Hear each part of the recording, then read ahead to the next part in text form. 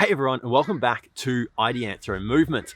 This is the last episode of week 3, which means it's the last episode for now where we are explicitly talking about why our movement practice involves so much in the way of real, actual human movements, as opposed to either isolated exercises that you might see in bodybuilding or the stylized human movement that we see in the functional fitness industry of back squatting, barbell deadlifting, etc.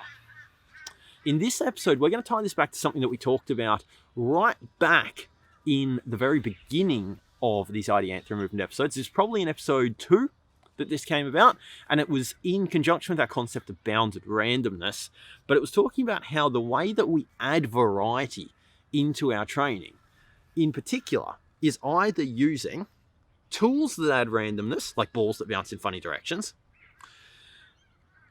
varied environments, so you could go out into the real world, into the natural world, or people, because they add this variety. So if you have a ball that bounces in weird directions, it might put you into positions that you wouldn't otherwise go into.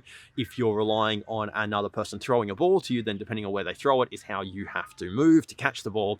For example, just putting that there, it's ways to add randomization into, or bounded randomization into our training. I want to, in this episode, use an analogy from music to talk about why we're using real movements in that context. So, think about you want to learn to play music in a band, right? And so there could be fundamentally two approaches. This is another one of the situations where I'm going to define that there are two approaches here, but in the real world, it's a whole spectrum and they're not actually two separate approaches. Anyway, we talked about that a couple of episodes ago in a tangent. I'm not going there again, because I just don't want to bore you. It's super important, super interesting. But let's try and stick on topic today. So, music. You could either practice heaps by yourself, practicing the individual components of things, getting better and better at them, or you can go and practice with people. You can go and learn to go along to a jam session and learn to jam along and build up your abilities that way. The point that I'd like to make here is that if you go and you practice only on your own, you could get incredibly good at playing on your own, right? There's absolutely no doubt that there are some real advantages to practicing on your own in a movement situation, in a music situation, But if you then suddenly need to come and play with a group and you've never played with a group before, there is some stuff that you have never practiced on your own. Note here though, that I am defining on your own as playing without a backing track. You could get some of the benefits of playing in a group with a backing track, but not all of them, because the backing track would always do the same thing and you'd come to know it. Okay, sorry, defining stuff as we go here. There is some stuff that you can only learn in music by playing with other real people. For the simple fact is that when you are jamming with people, you don't know what they're about to do, right? So you have to, there's an interaction between you and the other person that you need to have an awareness of and have some skills around to be able to deal with. And if all you've ever done is play by yourself, you have none of that. On the other hand, if we take the other extreme of this, and the reality is that the best thing to do if you wanted to develop as a musician would be to do both, right? But for the purpose of this interesting thought process, let's just work on this. If, however, you only ever went and practiced with people in jam sessions, you could get remarkably good.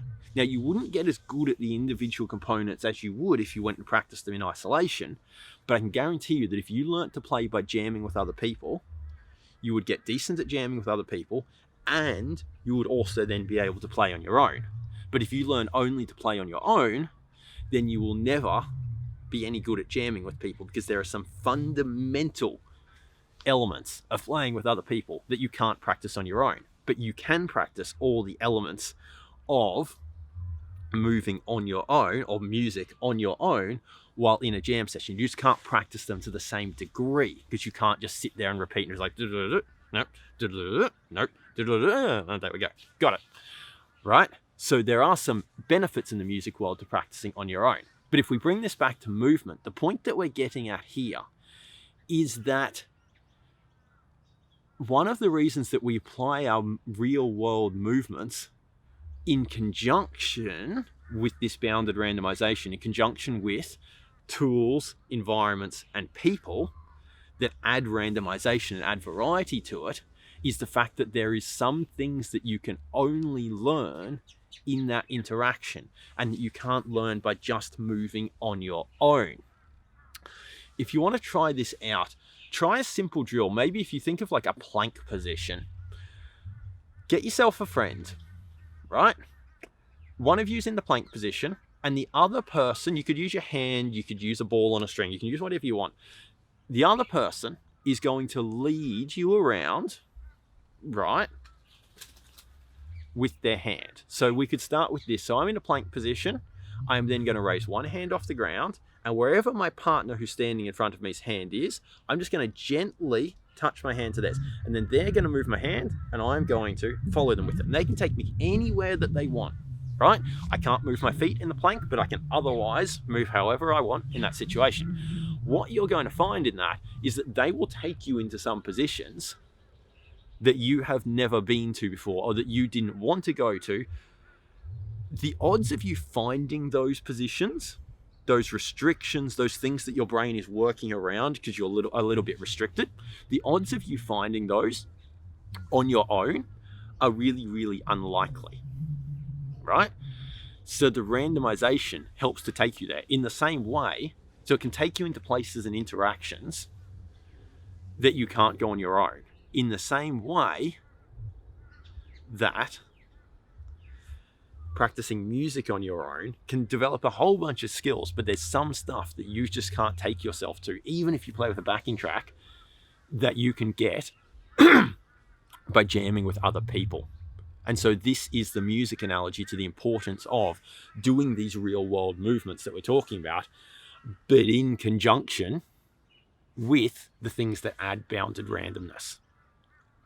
You can get a heap of benefit by just doing real world movements, but then the real world movements and the randomness, in the same way that individual practice of music with practice of jamming is a good way to develop. Now, of course, as we talked about previously, bang for buck wise, you want to go to the most complexity, because when we're talking about skill development, right? Any movement task is built of the physical attributes and the skill. So if we practice the skill, we also learn the physical attribute. But if you develop only the physical attribute, you don't develop the skill. So bang for buck wise, if you want to get the most out of your limited time developing, you want to go to the highest level of complexity, because you'll also build the simpler levels in the process. As opposed to if you come in at the most simple levels, you'll never build anything in terms of the complexities. So with movement, let's now build this up as a kind of spectrum here. You could do isolated bodybuilding, but it will only ever get you better at isolated bodybuilding type results. You could do functional fitness like barbell squat and deadlift, and it will get you better at barbell squat and deadlift, and it will get you some of the results of the isolation movement. Maybe not at the extreme high ends of the isolation situation that a bodybuilder might get, but it'll get you a lot of those benefits. Or you can practice real world movements on your own, and you'll get better at barbell deadlifting, and you'll get a whole bunch better or you'll get some of the benefits of bodybuilding on its own. Or you can practice real world movements with huge variety achieved through bounded randomness, right? And you'll get better, you'll get taken into places that you wouldn't otherwise get taken, or deal with restrictions that you didn't even know that you had. And in the process, you'll get better at the real world movements as well. And you'll get better at the functional fitness style movements. And you'll get some of the benefits of bodybuilding in that you'll get body composition changes as well. The higher up the level of complexity we go, the more of the lower levels beneath it that we can start to influence. Now, it doesn't mean, and this is where I'm just going to really briefly address something that I haven't really alluded to.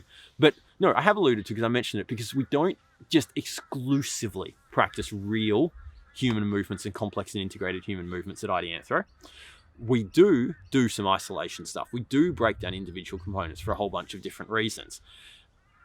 When occasionally, in say a rehab setting, someone's got a real weak link that they're just in the more complex stuff blowing over or busting through, or when you're learning a skill, sometimes it is useful to break things down to their individual components. In the same way in music, it's useful to practice your scales, by way of example. We do occasionally break things down, but our go-to first is to go as high up the complexity scale because it will give us benefits through so much more of the simple stuff beneath it, right? As opposed to trying to build the individual building blocks down here, which does nothing to do this. So you go to the next level and you're a complete beginner again. And you go to the next level, you're a complete beginner again. If you practice at the high level and then decide to drop down to one of the other levels, you'll already be pretty damn decent at it before you go. Okie dokie. Well, that is it for this episode of IDEANTHRO Movement. It's also tongue twisted at the end. It's also the end of our little sequence talking, for now anyway, about real movements and why they're so important to us in our practice. If you would like to know more about what it is that we do at IDEANTHRO, you can go to ideanthro.com/movement. You can find out about our facility in Oxley. If you go to ideanthro.com/free-trial, you can have a free trial before you sign up. You can get in touch at ideanthro.com/connect. And if you did find this video useful, you can give us a like or a subscribe. Next week, we're going to move out of the pattern that we've been going with these videos, where we've been dealing with these three tenets of our movement practice, being the variety, the skill development, and the real world movements. And we're going to just start to address some more isolated, more separate, more tangential topics that don't directly fit underneath those banners, but it's all connected, right? But we're going to start picking those off one at a time. So stay tuned for that. And we'll see.